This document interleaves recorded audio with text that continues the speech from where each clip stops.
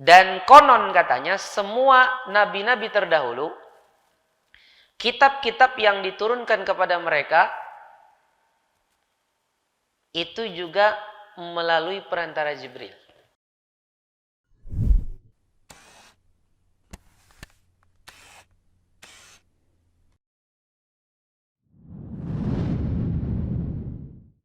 Assalamualaikum warahmatullahi wabarakatuh.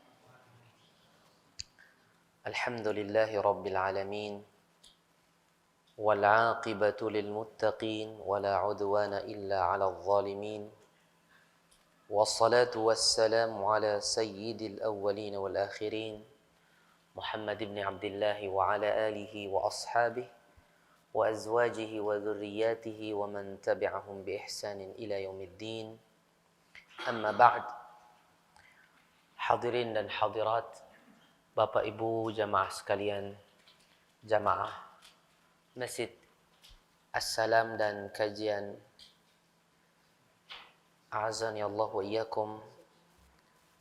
Alhamdulillah, segala puji bagi Allah Subhanahu wa taala yang telah membimbing kita, mengatur kita dan memudahkan kita sehingga pada malam hari ini kita bisa bertemu, saling bersiraturahim di dalam majelis ilmu ini, mempererat persaudaraan kita, berharap pahala dari sisi Allah Subhanahu wa taala dan doa-doa para malaikat.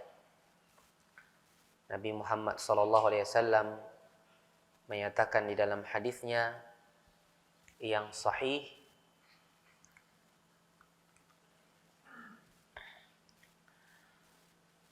innal malaikata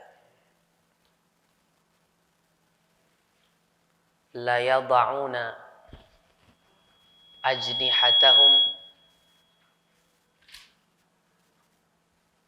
ridan li talibil ilm.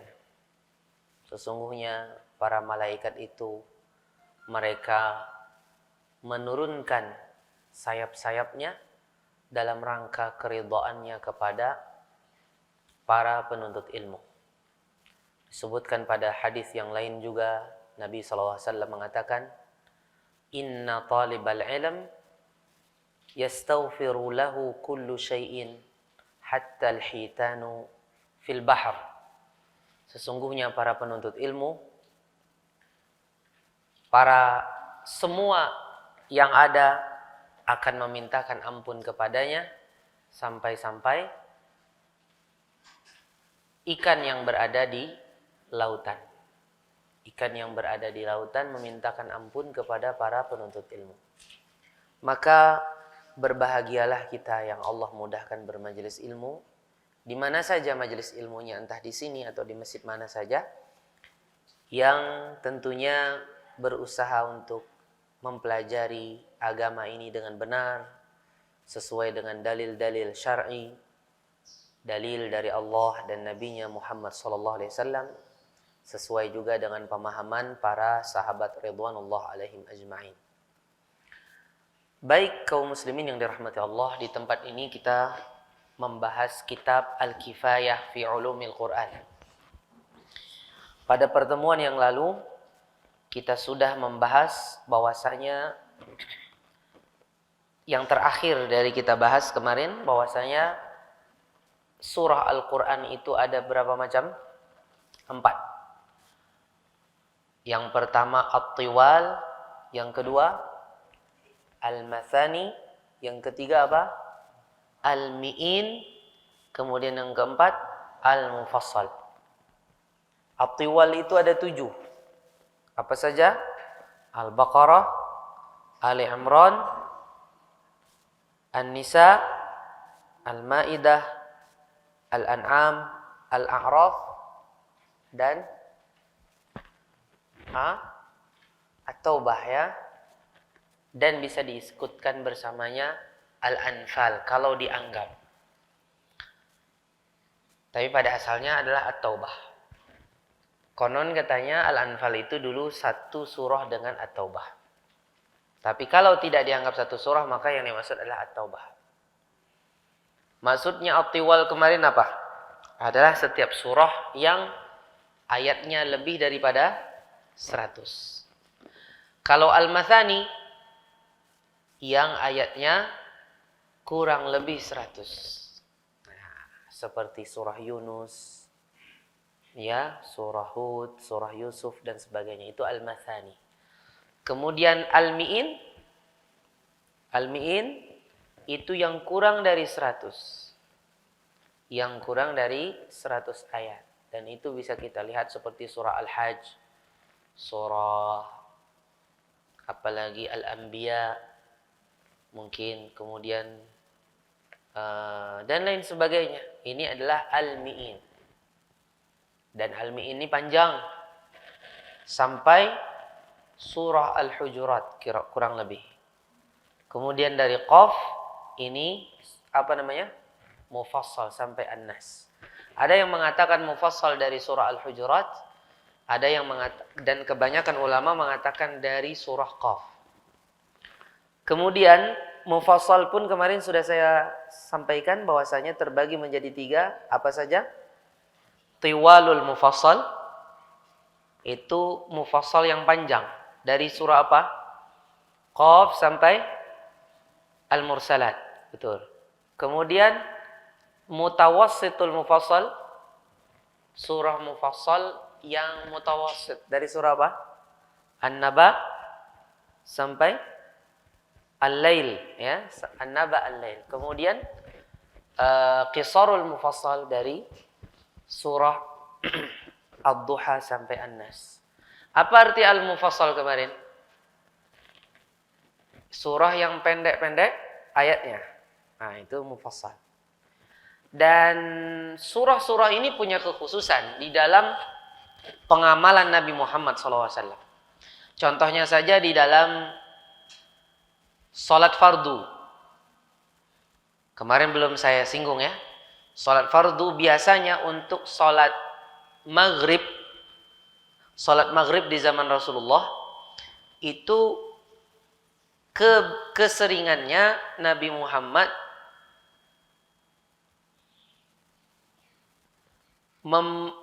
membaca dengan mutawassitul mufassal. Dengan tiwalul mufassal. Berarti antara apa? Antara Qaf sampai Al-Mursalat. Itu untuk sholat apa? Untuk sholat maghrib. Keseringannya. Bukan malah dengan qisarul mufassal dari Ad-Duha sampai An-Nas seperti yang dianggapkan. Tidak benar. Nabi baca itu. Tapi ingat, keseharian Nabi zaman dahulu tidak seperti kita. Mungkin antara maghrib dan isya tidak ada kajian. Kajian itu di siang-siang. Ya, habis subuh. Bukan habis subuh. Siang-siang. Setelah zuhur, sebelum zuhur. Ya, setelah asar mungkin. Karena kondisi zaman dahulu tidak seperti kita. Pekerjaan zaman dahulu tidak mengambil waktu yang panjang seperti di zaman kita sekarang. Karena keberkahan sudah mulai berkurang. Sekarang padahal kita sudah banyak dibantu oleh robot. Ada komputer, ada HP. Kadang-kadang di toko atau tempat pekerjaan kita ada mesin-mesin yang lain. Tapi tetap saja habis waktu kita banyak.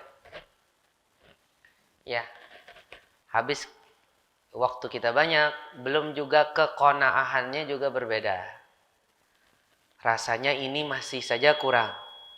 Zaman dahulu terasa yang seperti ini sudah cukup. Jadi pekerjaan zaman dahulu tidak banyak memporsir waktu dan tenaga. Ya, sehingga antara maghrib dan isya mungkin tidak ada kajian. Makanya maghribnya bisa panjang. Kita nggak bisa kayak gitu karena akan mengambil atau mengurangi waktu kajian. Terus makan malamnya Ustadz, biasanya makan malamnya sebelum maghrib. Itu kebiasaan orang terdahulu. Sudah pernah saya singgung di sini.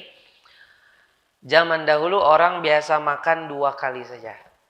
Kalau nggak puasa makannya cuma 2 kali. makan pagi dan makan sore. Ya, makan pagi dan makan sore. Jadi pagi umpamanya taruhlah jam 7 umpamanya kan. Sorenya jam 6 umpamanya kan. Atau setengah 6. Tidak ada lagi makan yang lain kecuali kalau puasa. Puasa kan ada sahur, ada berbuka puasa. Gitu aja. Ya. Kalau selain waktu puasa mereka biasa makannya 2 kali. Dan itu sejak zaman dahulu. Bukan hanya di zaman Rasulullah. Arab sejak zaman dahulu sudah biasa seperti itu.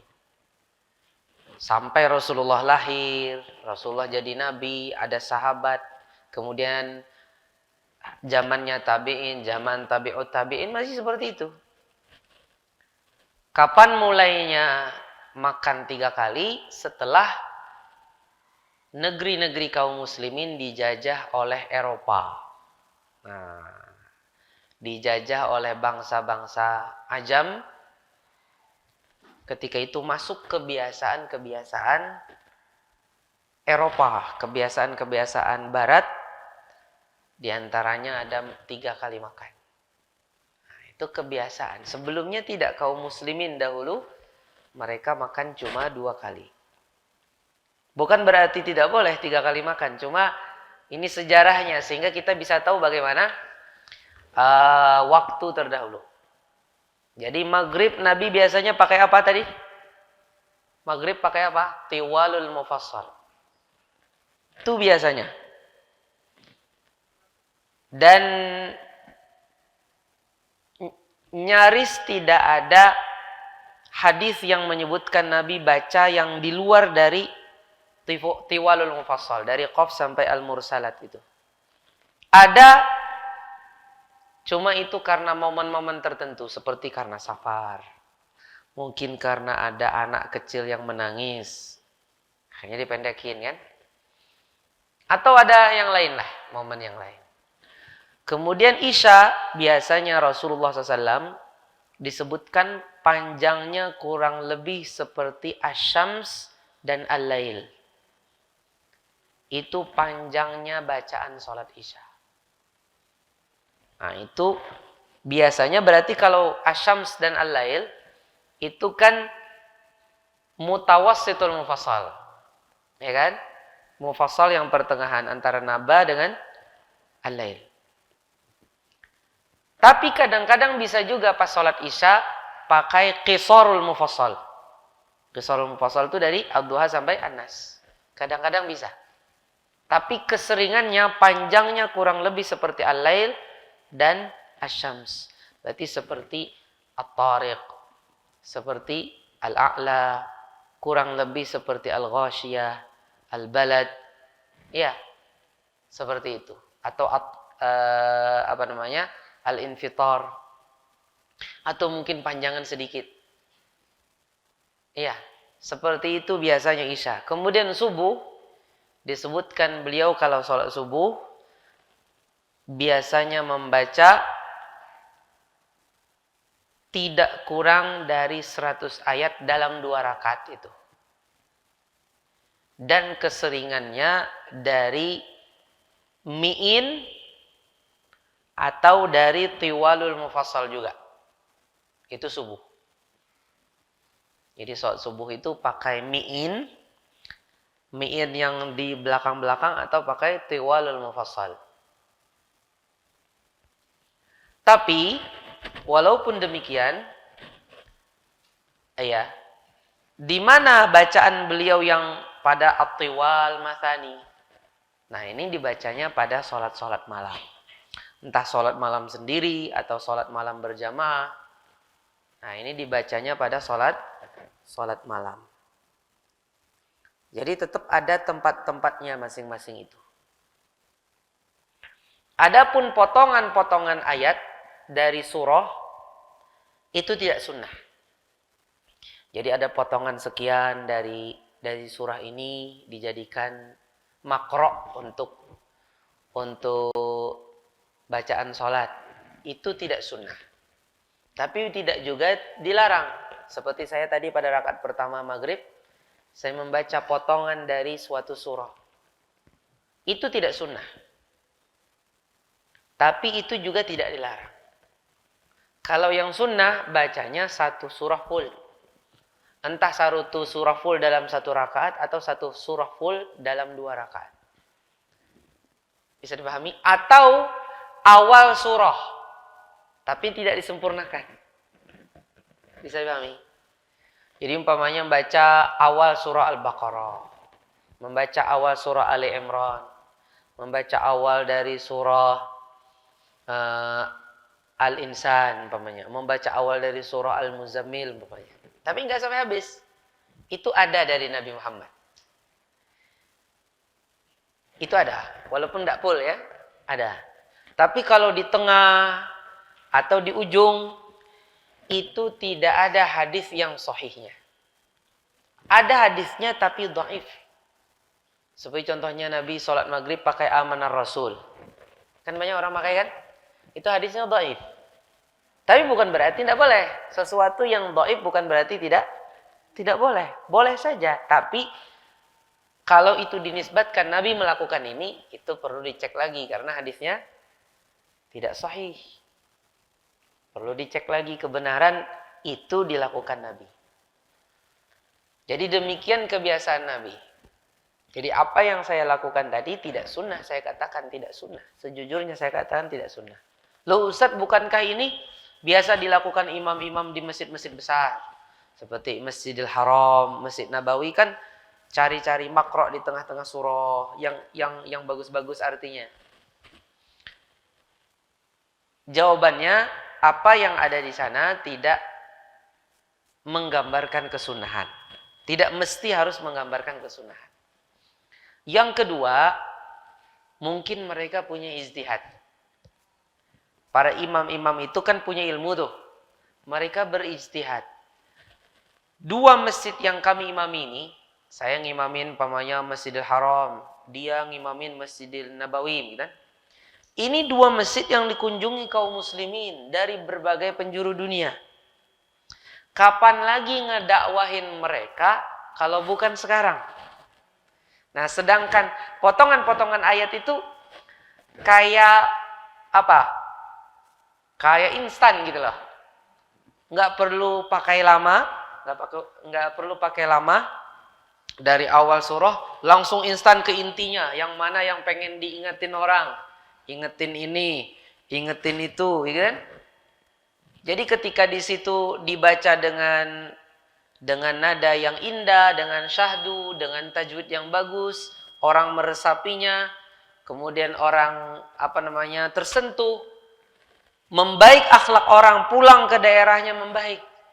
Nah, mungkin itu maksudnya. Bisa dipahami? Dan itu sebenarnya tidak mesti harus kita lakukan juga. Karena itu kan 2 masjid yang menjadi simbol Islam, menjadi ikon ya, menjadi tempat datangnya orang dari berbagai daerah.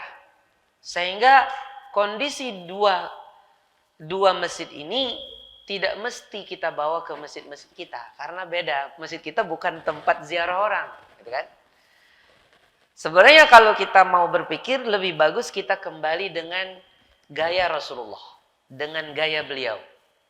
Walaupun sesekali ingin keluar dari gaya beliau, selama itu mubah boleh-boleh saja.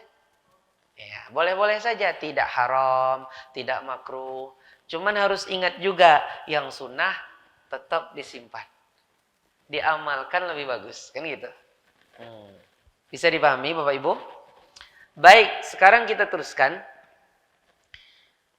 Saya berharap sebenarnya malam ini ada hadir, kemarin kan ada adik kita di situ yang gemuk-gemuk ya.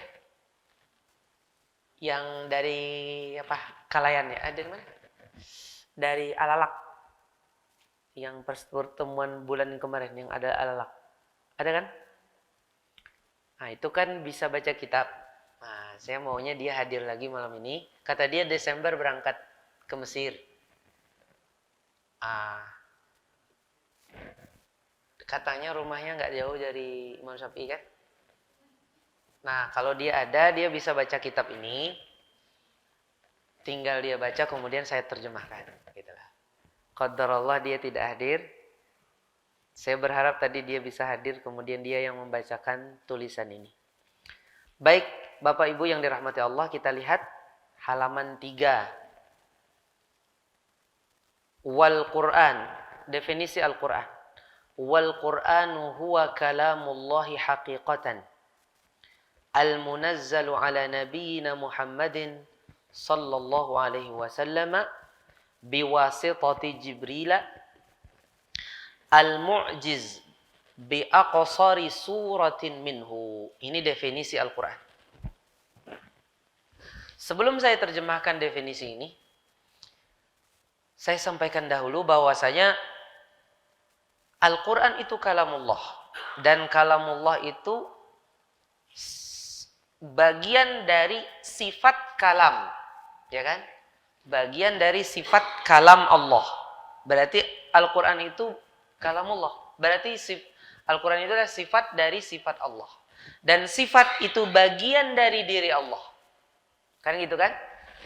Berarti Al-Quran itu adalah bagian dari diri Allah. Al-Quran yang kita baca, Al-Quran yang kita lihat, Al-Quran yang kita dengarkan di kaset, di MP3, MP4, kemudian yang dibaca oleh imam dan kita dengar, ya, atau yang dibaca oleh makmum ketika dia membaca Al-Quran. Ini semuanya adalah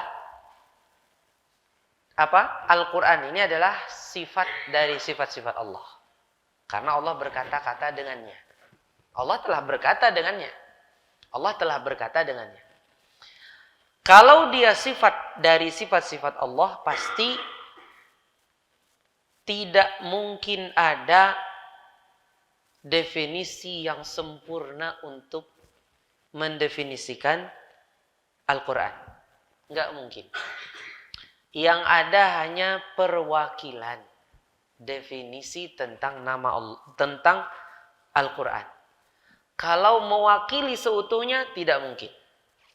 Karena kita manusia dan kita punya keterbatasan di dalam akal, di dalam bahasa, ya, di dalam tulisan, di dalam ungkapan. Kita manusia, bukan Allah. Pasti tidak mungkin kita bisa mengungkapkan kalamullah itu seutuhnya, Al-Quran itu seutuhnya. Saking indahnya Al-Quranul Karim.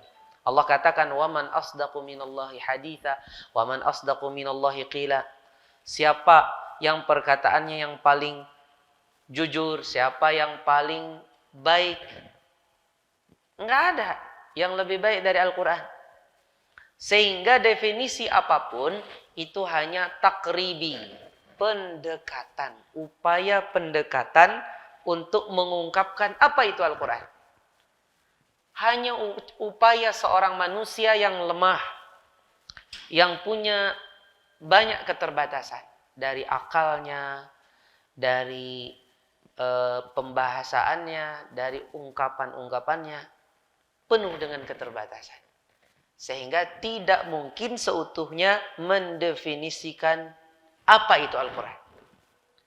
Yang ada hanya sekedar upaya untuk mewakilkan, tapi tidak mungkin bisa mewakili secara utuh.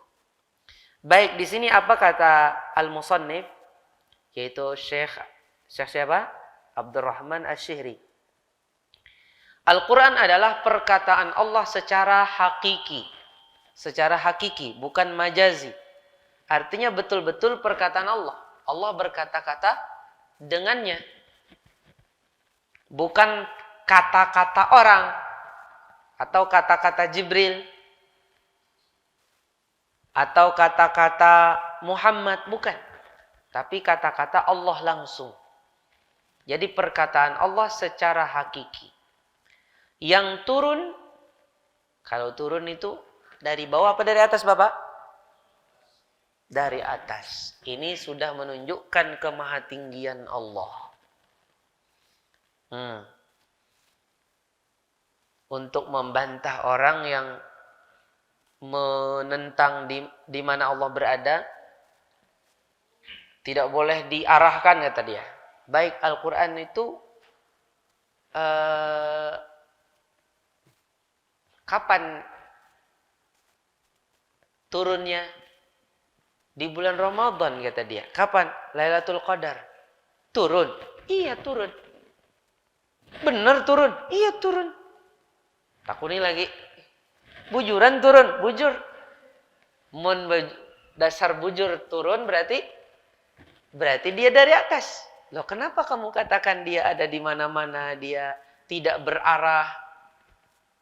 Sedangkan Allah jelas mengatakan dia turun dari sisiku, ya, tanzilun min hakimin alim. Dari sisi Allah Subhanahu wa taala berarti turunnya dari atas dan menunjukkan Allah itu berada di atas. Di antara bantahannya juga, Anda sholat itu berapa kali? 5 waktu. Iya.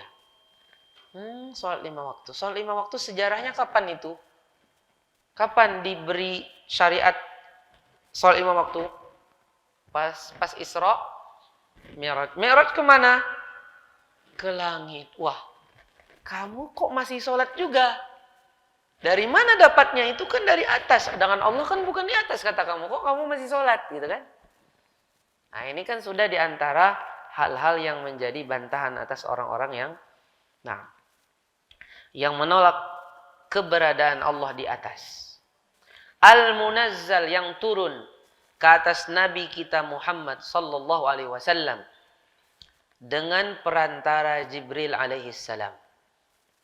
Berarti Al-Quran itu ada nggak yang berarti Al-Quran itu hanya turun kepada Nabi Muhammad. Ada nggak bagian dari Al-Quran turun kepada selain Nabi Muhammad? Tidak ada. Pamannya ada sebagian dari Al-Quran sudah ada di Nabi Isa. Tinggal diterusin aja lagi Al-Qurannya. Nggak ada. Itu Injil. Ke Nabi yang Al-Quran ini hanya diturunkan kepada Nabi Muhammad sallallahu alaihi wasallam. Dengan perantara siapa? Jibril alaihissalam. Jadi tidak ada perantara selain Jibril untuk Al-Quran ini. Kalau selain Al-Quran, ada kemungkinan bukan Jibril. Apa wahyu dari Allah langsung selain Al-Quran? Apa namanya?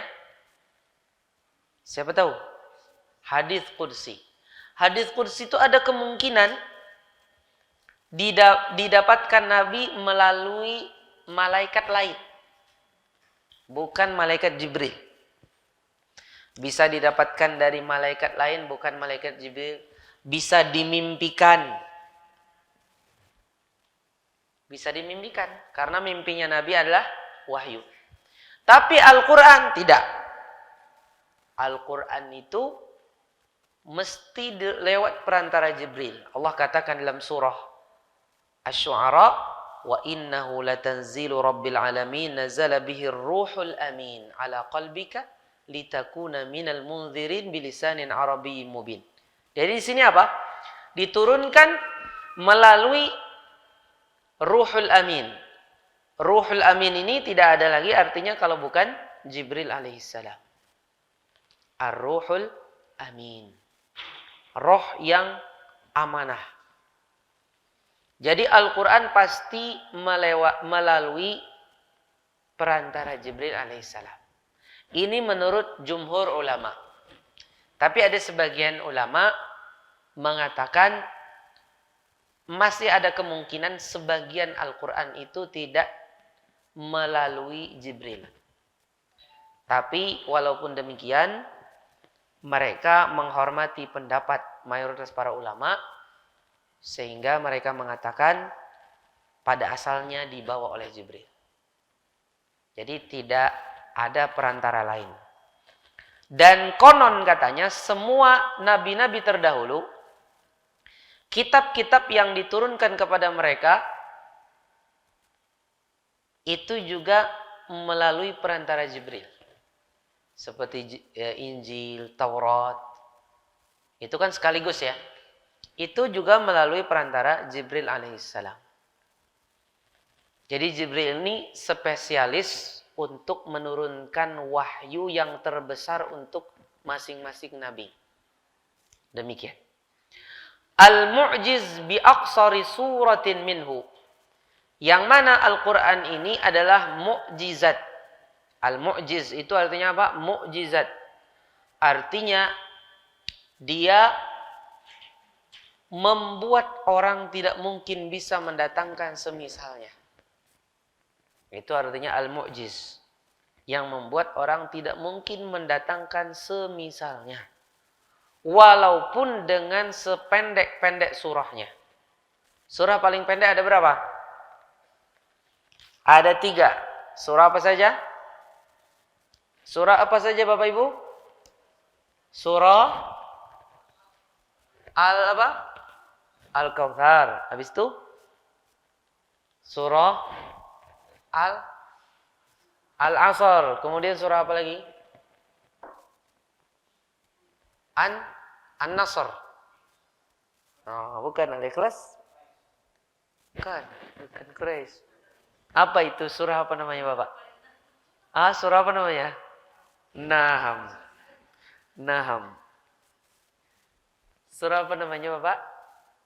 An-Nasr ya. Walaupun sependek-pendeknya surah, dia mukjizat. Artinya membuat orang tidak bisa mendatangkan semisalnya. Tidak mungkin. Walaupun pujangga Arab yang paling ahli tentang sastra bahasa Arab dan paling hikmah, paling bijak di dalam berkata-kata, dia ingin merangkai kata-kata indah yang penuh makna, penuh dengan ilmu, penuh dengan petuah, dengan bahasa yang terindah, tidak mungkin bisa mendatangkan semisal Al-Quran. Walaupun paling pujangganya manusia, ya. Itu manusia, apalagi jin. Karena kalau urusan merangkai-rangkai kata, manusia lebih ahli daripada jin. Makanya Allah Subhanahu wa taala katakan di dalam surah Al-Isra, "Qul la in ijtama'atil insu wal jinnu 'ala ay ya'tu bimithli hadzal Qur'an la ya'tuna bimithlihi walau kana ba'dhuhum li ba'dhin dhahira." Kalau katakan wahai Muhammad, apabila manusia dan jin bersatu untuk mendatangkan seperti Al-Quran, mereka tidak mungkin bisa mendatangkan semisalnya walaupun mereka bersatu. Di sini siapa yang didahulukan? Manusia apa jin yang didahulukan? Manusia. Kenapa manusia didahulukan? Karena manusia itu lebih cakap berbicara daripada jin. Makanya Allah katakan apa? Ar-Rahman 'allamal Qur'an. 'Allamal Qur'an. Khalaqal insan 'allamahul bayan. Yang mengajarkan kepada manusia al-bayan. Bagaimana menjelaskan, mengungkapkan sesuatu. Kan gitu. Adapun jin, mereka lebih ahli lagi di dalam masalah menghilang-menghilang. Ya kan? Menghilang, tembus tembus tembok. Ya kan? Terbang-terbang. Ya. Ya kan? Itu lebih ahli. Nah, makanya ada tuyul. Ada apa lagi? Ada Mbak Yul. Ini karena mereka lebih ahli dalam hal ini, ketika ngomong masalah tembus-tembusan, bagaimana menembus langit, Allah dahulukan jin baru manusia. Apa kata Allah? Ya ma'syaral jinni wal insi inis tata'tum an tanfudhu min aqtaris samawati wal ardi fanfudhu. Kalau kalian bisa menembus tuh langit bumi itu kalian tembus, monggo. Siapa yang didahulukan? Jin dulu, baru manusia. Bisa enggak? La tanfudhuna illa bisultan. Enggak mungkin kalian bisa menembusnya. Kenapa didahulukan jin? Karena jin lebih ahli daripada kita dalam urusan itu. Iya. Kemarin kan ada sedikit viral ya, orang bisa jalan di Sungai Kabak. Alhamdulillah tahu aja. Baik. Sudah sampai waktu adzan atau belum? Belum. Tinggal 1 menit lagi.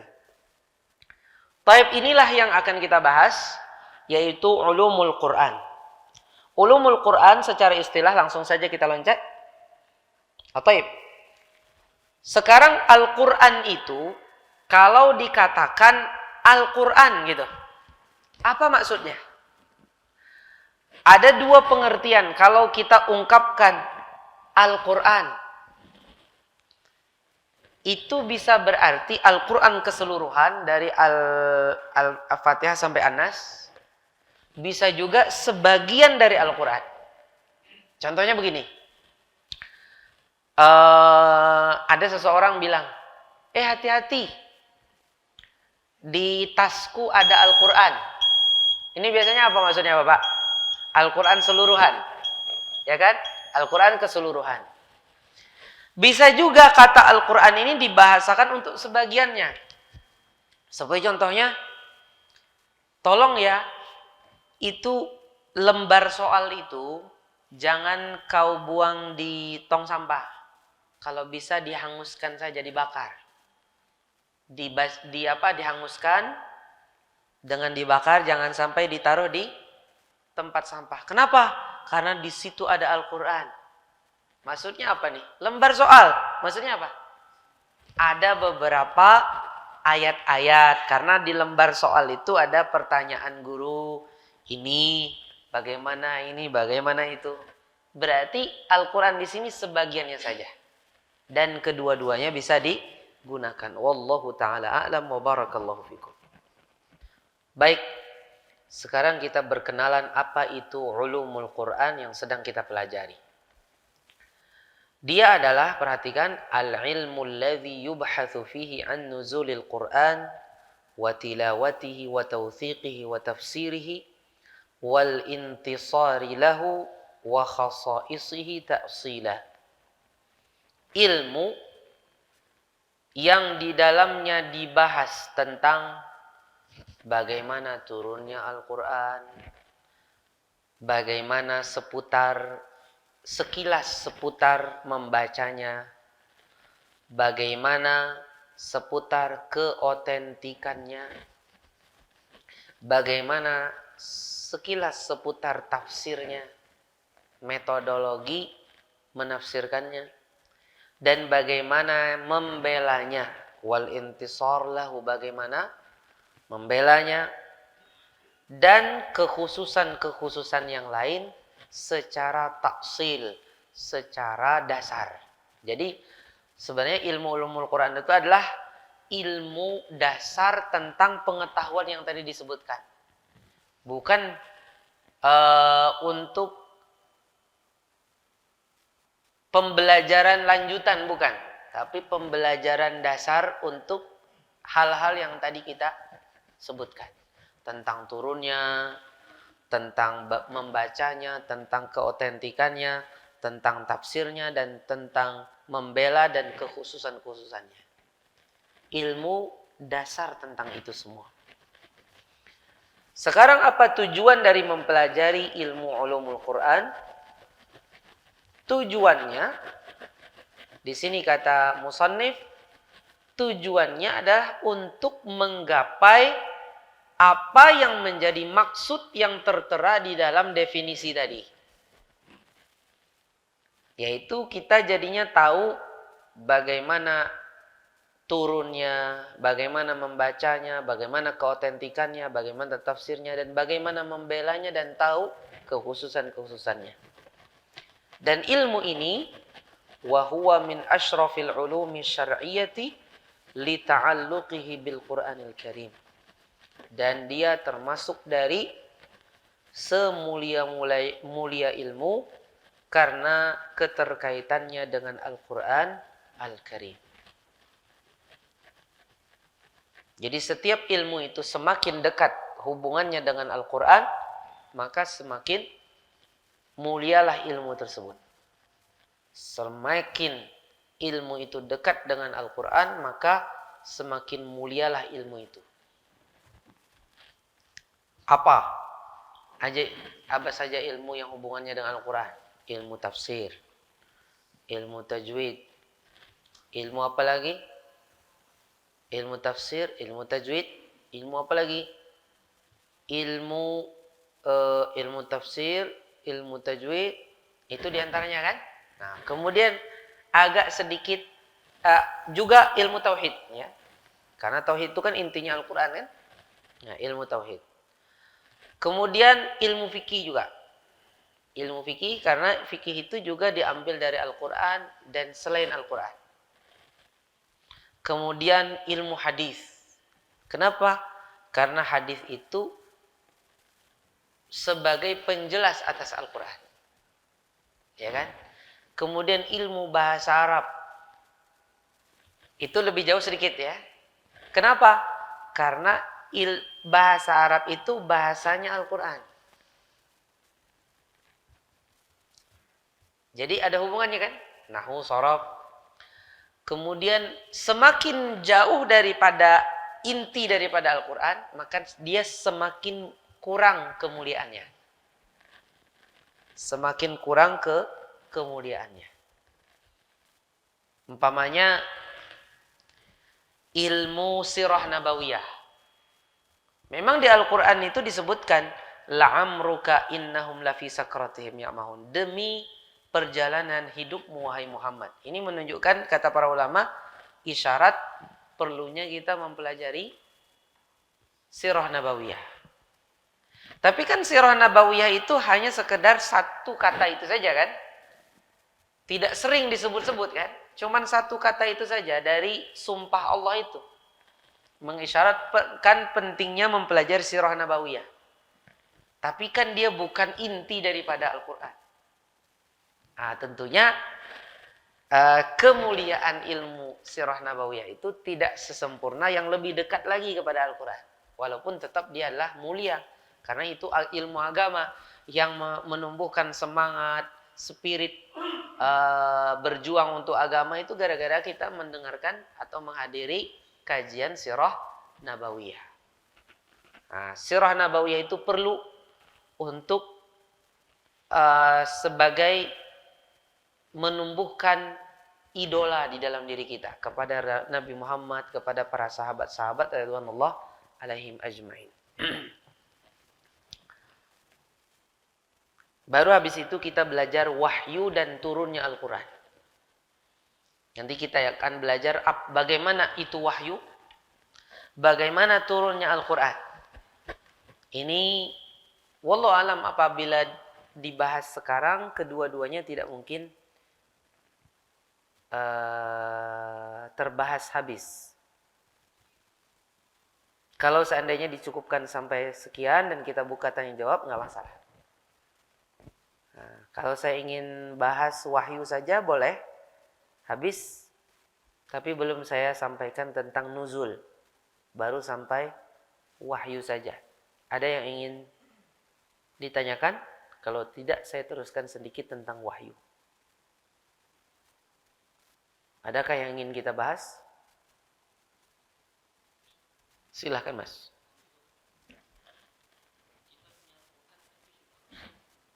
Mushaf ya, mushaf.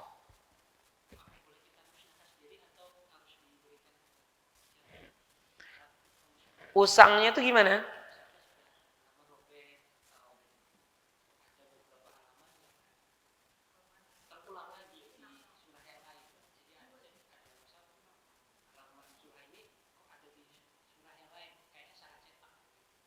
Oh, salah cetak. Selain usang juga? Iya. Kalau kayak gitu dimusnahkan sendiri saja. Boleh dibakar. Dibakar saja. Apalagi kan sudah dimakan gagat ya. Dimakan gagat kan banyak sekali tuh. Nah, itu mendingan dimusnahkan saja. Wallahu taala a'lam. Nah.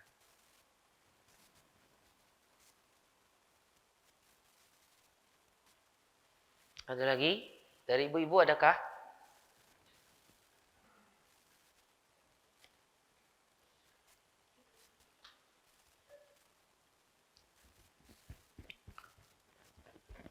Baik. Kalau tidak ada kita teruskan sedikit tentang wahyu. Apa itu wahyu? Perhatikan Bapak Ibu. I'lamullahi linabiyyin minal anbiya binubuwwatihi bikaifiyatin makhsusatin wa ma yatba'uha min awamirin wa nawahin wa akhbarin. Namanya wahyu itu adalah pemberitahuan dari Allah kepada salah seorang nabi dari nabi-nabi tentang kenabian nabi tersebut dengan cara khusus. Jadi caranya tuh beda dengan yang lain. Caranya khusus bagaimana pemberian wahyu tersebut.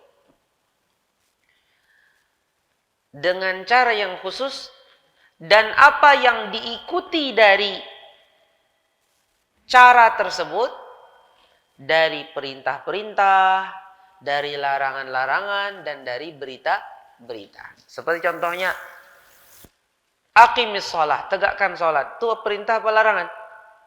Perintah. La taqrabu umpamanya la taqrabu zina, jangan dekati zina. Ini larangan apa perintah? Larangan. Kemudian contohnya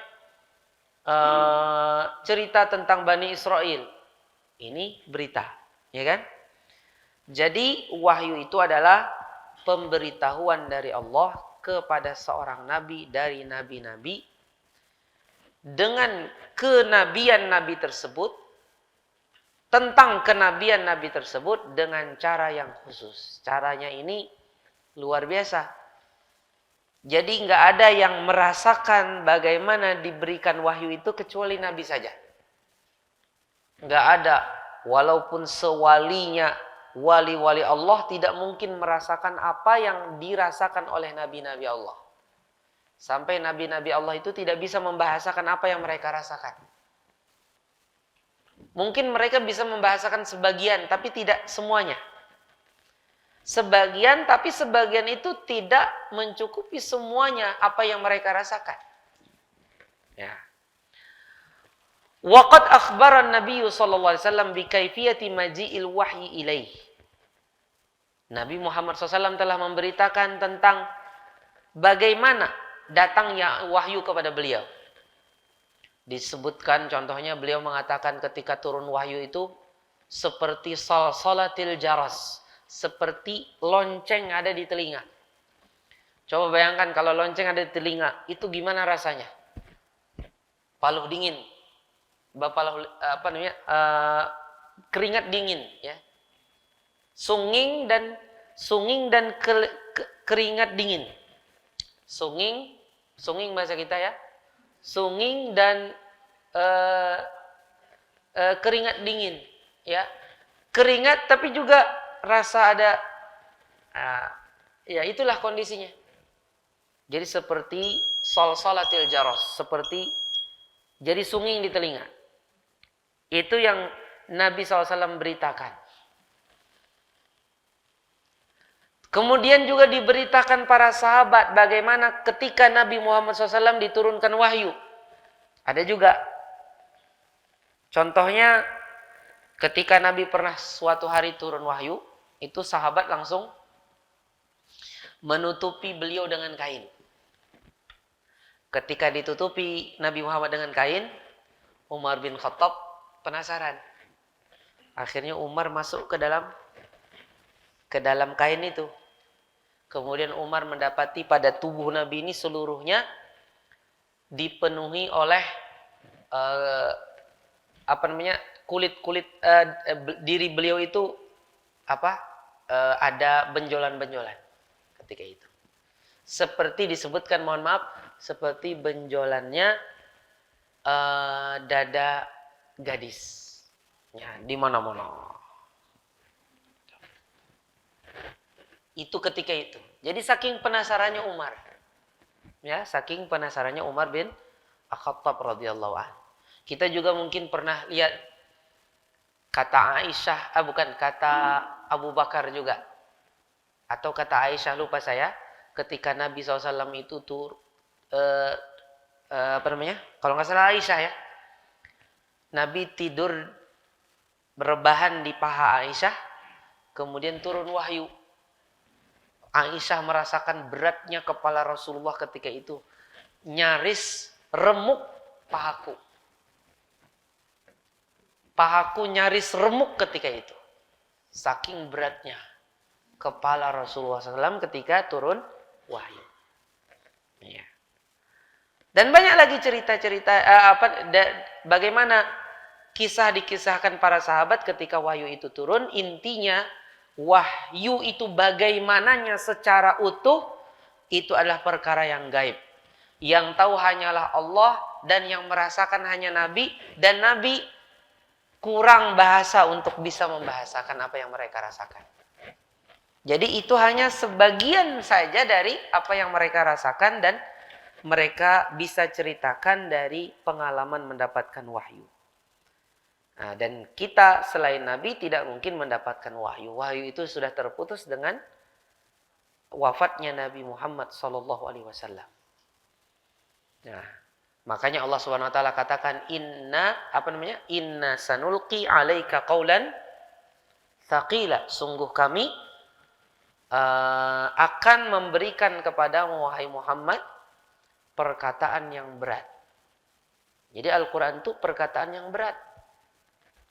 Berat bukan cuma berat ketika turun wahyunya sampai hampir remuk paha orang yang disandarin kepala Rasulullah. Bukan hanya berat dari sisi itu saja, berat juga dari sisi kandungannya. Artinya tuntutan kita untuk mengamalkannya juga berat. Perlu menahan syahwat, melawan syubhat, melawan hawa nafsu, ya kan? Perlu melawan godaan syaitan dari kalangan manusia dan kalangan jin, ya kan? Perlu kesabaran. Itulah beratnya Al-Quran ini. Makanya tidak boleh kita gampangkan. Nabi saja merasakan seperti itu. Maka kita sebagai umatnya harus betul-betul memuliakan Al-Quran ini. Makanya Allah katakan inna sanulqi alaika qaulan tsaqila. Makanya karena Al-Quran itu dikatakan qaulan tsaqila, perkataan yang berat, maka jangan sampai kita gunakan kata-kata yang menunjukkan dia ringan. Seperti contohnya ada orang ketika dikatakan, gimana? Kamu belum hafal juga surah ini atau belum bisa juga baca surah ini. Nggak apa-apa, enteng itu. Enteng itu kan artinya ringan. Nah, enteng ini tidak benar. Jangan Anda katakan enteng. Walaupun mungkin tujuannya bukan itu. Anda gunakan kata yang lain, mudah. Kalau mudah memang Al-Quran itu dipelajari mudah. Walaqad yassarnal Qur'ana lidzikri fahal mim mudzakir. Tapi kalau Anda katakan enteng, maka itu bertentangan, sungguh bertentangan dengan apa yang Allah katakan tentang Al-Qur'annya. Di mana Al-Quran itu adalah perkataan yang berat.